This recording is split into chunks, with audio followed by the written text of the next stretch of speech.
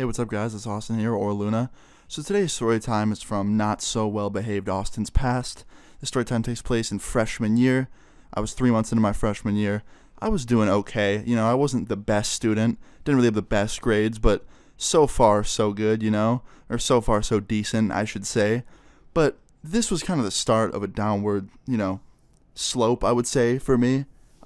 I had this friend. Let's just call this friend Dylan, all right? I had this friend named Dylan in my math class in ninth grade. He was, normal kid, just kind of didn't really like school a lot. So he would go off pretty much every single class into the bathroom and get high, whether that was, hitting his tiny little bowl he would bring to school or just like doing edibles and shit like that. He didn't really like to be sober in school, but surprisingly, he would always get pretty good grades, like decent grades for being high out of his mind every day in class. Like, at least a C or above. At least in math it was usually, because he would show me. And I don't know, maybe we just helped him focus, I'm not sure, but he did pretty good despite being high as fuck every single day.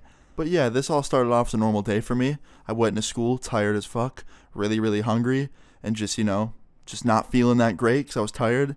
And I got through most of the day, I was doing alright, and then I got to math, and I'm sitting in math class right next to Dylan, and he texts me, well, he's right next to me, and it says, "You trying to go to the bathroom and hit the bowl?"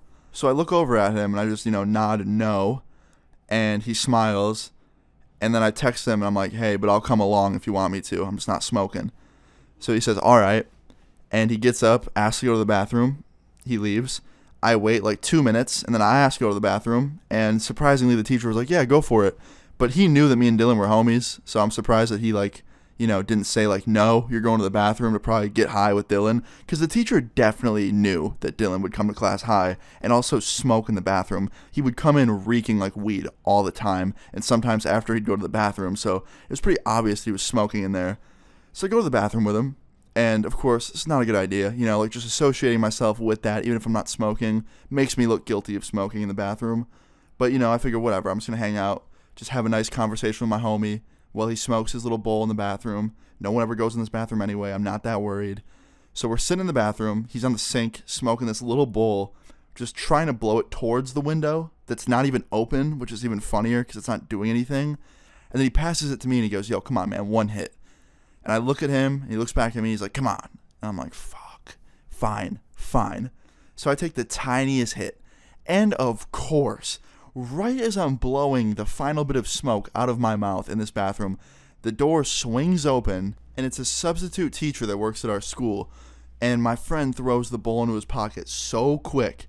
And this guy, this teacher that walked in, this substitute, he was a really chill guy. I had him before in classes. He was always super nice to me. Even though I would dick around and talk to my friends, super nice, very patient.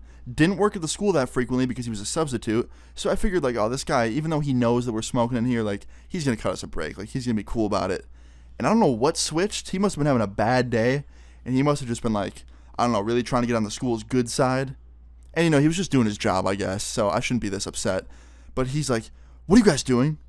And I was like, nothing, just chilling, taking a break from class." He's like, "Yeah, sitting on the sinks. There's smoke by the ceiling. What are you guys doing? You smoking in here?" And my friend's like, "Nah, why would you say that?" He's like, "I just said, there's smoke by the ceiling. It smells like pot." And I look at him, I look at my friend. My friend's like, "Yeah, man, no, someone in here before us must have been doing it. It was already there when we got here." And he's like, "Okay, if you say so." And he turns around and he walks out the door. And I'm like, all right, that was kind of strange. But hey, we got off. We're good. Let's go back to class. So me and my friend, we go back to class. We sit down at the desks. We're thinking we're fine. We got away with it. Of course, announcement comes over the class. "Austin and Dylan, please report to the main office." And my teacher goes, "All right, guys, go." So me and Dylan get up. We leave our class. We walk through the hall, up the stairs to the upstairs level, go through that hall, get to the main office, sit down in the waiting room. We're super anxious, wondering, maybe it's something else. Maybe it's not what we think it is. Of course, principal calls us in. She gives us the look of disappointment, she knew what we did. We sit down. She's like, "All right, guys, you know why you're here." And of course, we try and play it stupid. We're like, no, we don't. And she's like, "Yeah, you guys were smoking in the downstairs bathroom." And me and him just look at each other like, shit, what do we do? And Dylan just comes clean. He's like, "Yeah, it was my weed." I'm sorry. Like, it was my fault. I made him come with me. Like, don't blame Austin for this. Which is, like, super nice of him. You know, like, he's, like, taking one for the team. Even though I was, like, just equally as guilty and, you know, in the wrong, he was completely trying to, like, put the blame on himself. But she wasn't having that. She was like, no, Dylan, you're being a good friend. I get it. But you know what? You can't cover for other people's mistakes, too. Owe up to yours and let them owe up to theirs. And then she proceeded to give us 2 weeks of lunch detention, which means we couldn't eat lunch in the cafeteria and had to eat lunch with her in a suspension room. And then she gave us 2 days of actual suspension. But it wasn't like real suspension where we got to go home and, you know, like play Halo or MW2.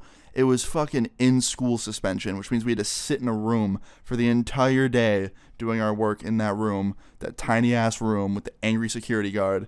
And not that actual suspension is nice. You know, I'm not trying to say that. I'm not setting that example right now. Don't get suspended. Be good.